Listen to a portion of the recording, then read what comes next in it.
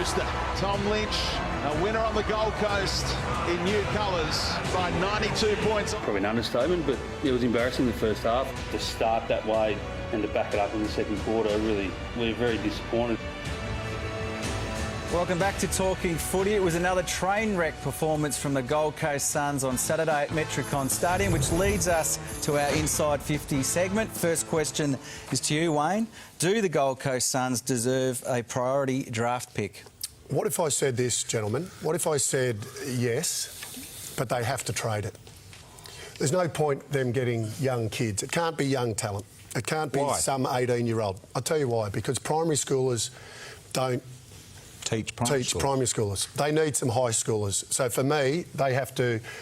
If they get that, they trade it to a club for some mature age players that want to play on the Gold Coast and will make young kids better at their footy club. So no pick for younger kids. I can tell you that the Suns today have confirmed they will seek a priority draft pick. They will seek emergency assistance. They've been in the competition for 9 years now, never finished higher than 12th. That's going to be a talking point, no doubt. Yeah, and I think if they do get emergency assistance, they should be forced to spend it in development. You can have all the draft picks you want, but unless you're surrounded by quality coaches. And create a good culture so the players don't want to leave. BT, is Robbie Gray the best Port Adelaide player of all time? Well, he has won 5 showdown medals, Mick. That's pretty good. He's won the last 3 that he's actually played in. This guy, and I did read somewhere in today's paper that he may go down as the greatest player on Port's list ever. And I tell you what, he's not that far off it. He has been a little up and down this year, but I reckon if you drew a line through his total career, this guy has been an absolute superstar. Jimmy, are your Giants heading for another wasted season? There's still a lot of season left, Mick. So they could still finish top 4. They've got to close out the year. Like a lot of sides in the top 8. We just mentioned 3 of the top 4 lost. They were one of them. No, but you're blowing a lot of seasons away.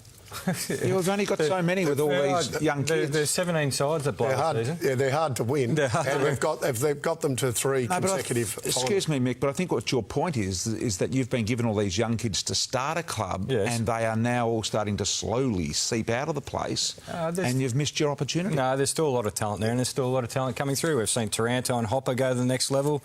They've got another 2 first-rounders from last year. They've got another 2 first-rounders next year. All right.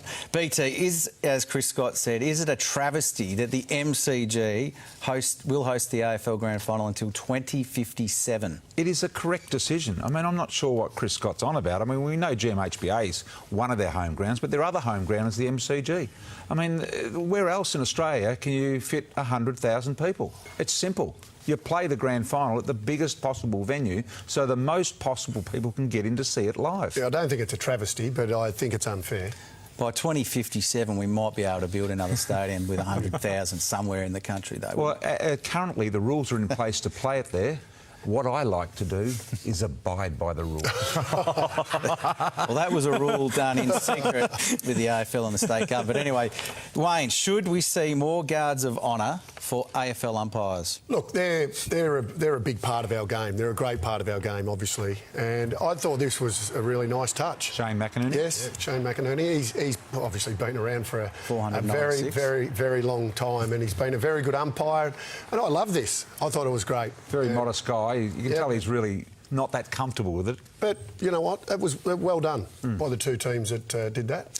Jimmy, is Majak Daw the comeback story of the year? Well, of many years. Yeah, I'd have to be close. Everything that he's had to come back from, obviously the mental health, the emotional battle to get back, but physically, this is an amazing feat to get back already. He broke his hip. And to play both hips, there you go. 20 minutes is a good start. Look, he'll build on that in the next few weeks. You never know. Look, the Kangaroos look super settled down back, but he could be a great insurance policy if they are going to make a run for an 8.